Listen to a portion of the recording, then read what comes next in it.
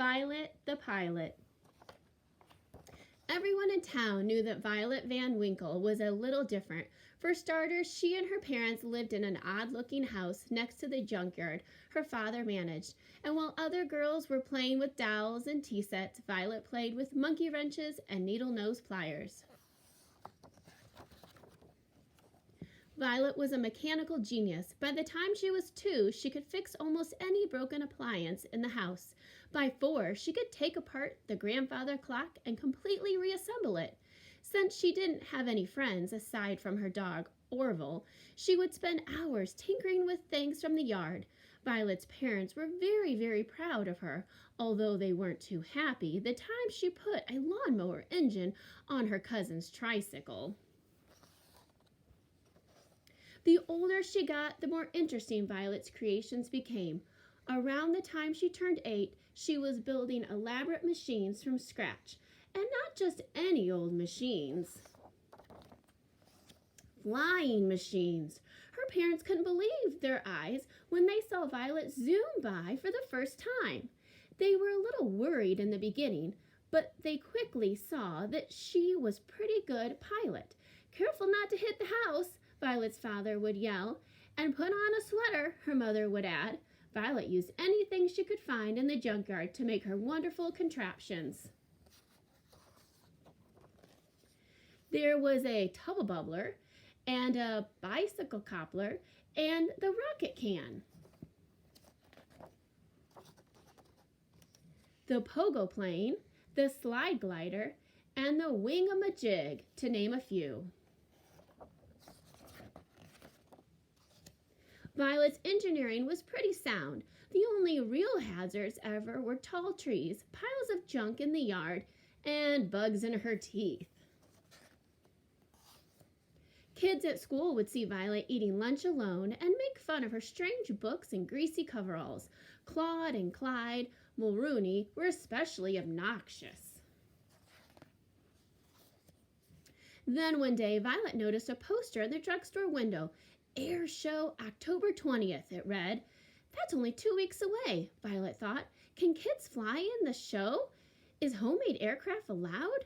That night, Violet sat in her room thinking about the air show. She knew it would be a good feeling if one of her planes won a prize, and maybe then the kids at school would be nice to her. Violet pictured exactly where she would hang her blue ribbon. She and Orville spent the next few days combing the junkyard for just the right materials. When they had collected a giant pile of stuff, the building began. One day, the Mulrooney twins happened to pass by. "Look, it's the girl from school," one of them said. "What are you doing, weirdo?" "I'm building an airplane," she told them. The twins exploded in laughter and then mumbled something mean as they walked away. Orville barked at the boys, but Violet just went back to her project. "Take it easy, buddy," she said. "We're too busy to worry about them." Finally, after days of hard work, Violet had finished making her flying machine. She named the magnificent new craft the Hornet. "Wait till the people in the grandstand see me flying this," Violet said to Orville. The test flight was a success. On the day of the big air show, Violet took off, bursting with excitement. Her parents' faces had beamed with pride when they wished her luck, and she thought about that as she flew through the clear autumn sky. She calculated the trip would take about 20 minutes. She would arrive just in time for the start of the show. Suddenly, something caught Violet's eye. In the river below, a group of people were waving frantically. Violet lowered her altitude to get a better look. A troop of Boy Scouts had run into trouble while canoeing. Violet knew she had to help fast. It wasn't easy rescuing all the boys, but Violet piloted the Hornet with careful precision. Saving the Scoutmaster from going over the falls was practically dangerous.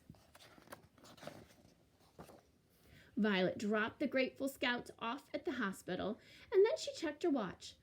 3:30, she said to Orville sadly. "We've missed the air show." She turned her plane towards home and sighed. It was a miserable feeling.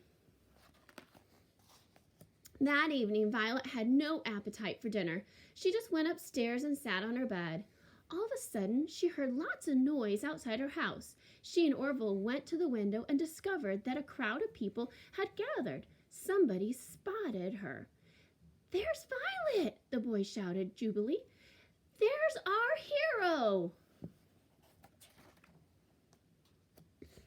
The Van Winkles stepped outside, squinting from all the flashbulbs that were popping. The press, the mayor, the fire and police chiefs, even kids and teachers from school had all learned of the rescue that day and had come to praise her. "Young lady, please accept this Medal of Valor as a token of her gratitude and esteem," said the mayor, and he gave Orville a new collar with a license that read K9 Hero. From that day on, Violet's parents let her fly whenever she wanted, but her mom still made her wear a sweater.